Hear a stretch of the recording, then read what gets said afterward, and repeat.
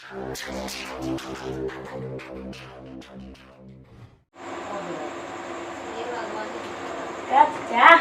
हाँ बोलो। क्या था? क्या होता बैठल बनी? बोले पहला दिन गई बेटा या कुछ मिठाइयो ना खेला तन बतावा। मिठाई ना खेले हो? कहाँ खेला? पूछा मत ना खेला खाजा जब मैं आइल बेटा टिकरा टिकरी खाए के ना चाही तोर ना मिलल का? पूछा तरा पूछे के बा तू उठा के खाए के बा खा। अरे बाजी में हम तनी 10 बजे ले से जागल बानी। ओई से क्या रति ले जागल बाले? रुंघाई नहीं खेला गत? ना काहे रे? तारे चक्कर में बानी। का हमरा चक्कर में बाले? कब छक्का मारला? छक्का? हां बैठ के ना बे खेले थोड़े गरा नहीं। बात मत सुहाग रात में छक्का कब मारला? सुहाग रात में छक्का? हां मतलब जा चाट कब छक्का मारला? छक्का? हां बे बुरबक बैठ के ना बे खेले गरा नहीं हां। बात मत सुहाग रात में नहीं दिला त कब छक्का मारला? छक्का बे नहीं थी मारले। दिन मरला ही इतना पसीना छूटता। पसीना?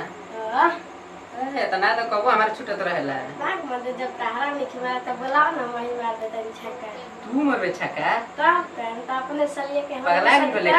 हां तो सलिए तो मौसी न लगी रे पागल। बात मत आजकल के जमाना जानता लग नहीं मौसम से कुछ नहीं खेलता। मार देबे छक्का? तब छक्का पर छक्के मार।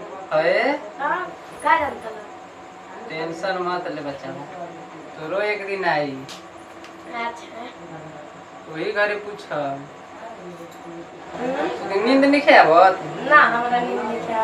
अब ठीक है हम चलत हैं। जो जल्दी खा पी जो सुत जो। अरे बेटा तू ही जगह कर तू है पूछऊ ना ए जे बतिया के ले का भैया तो के गिजा वाला हुआ है तो क्या करी? तोरा के आज के दिन याद नहीं खाओ कि आज का तो है क्या हटे? आज दिन तो के घरे रहे चाहिए वो पलंग पर। अभी टाइम ना होता। बोला तोरा के इंतजार करती है भौजाई घर या तू हिजा वाला। अभी टाइम नहीं है ना भइल। अभी कुछ आराम कर लेही। अब हमर बेटा ऐसे जाके तोड़ आई रही पलंग तू हिजा वाला रीना की जाला। ई तो कहते थे। ये बैठ के ना के बात करता है।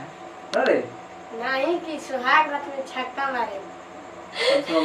बात हुआ है हां जाला घरे जा जा हमारे पलंग तो ठीक बा जा तनी जा घरे तनी जा हम जाता नहीं। चलो जा ये जाले ए आके हमारा ऐसा आदमी रहता है उनका साली के छक्के पे छक्के मारते मौसी तो मौसी ता अरे का करबे पर क्या समझता रह कहाँ गई बनी समझे में ना आवत था।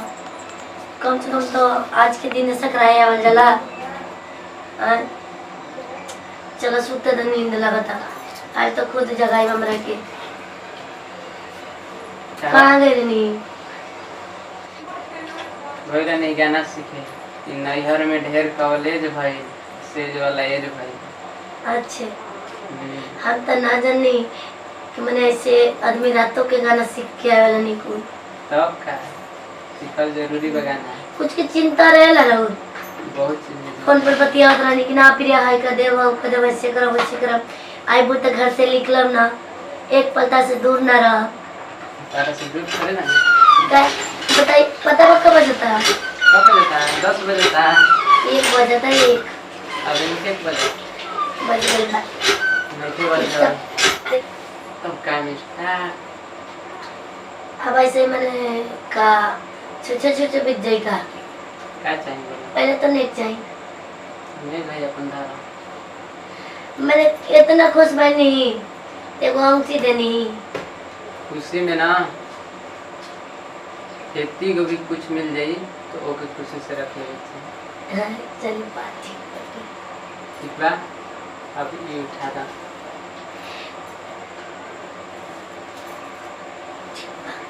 ठीक बा। पहले दूध पी ले तब ओकरा बाद जतरा बनाई। ठीक बा। दूध में कैसी टेस्टी रहा? बहुत अच्छा। Good night. इस सुते के भी बोला जला अभी ना। नाइट में प्लानिंग तो नाइटे के ना बताएं। हाँ तो समझिए कि कहाँ टेस्टी मिली। बहुत जगह पर टेस्टी ठीक है तब सुतल जा चल जा बहुत रात हो गई ठीक है या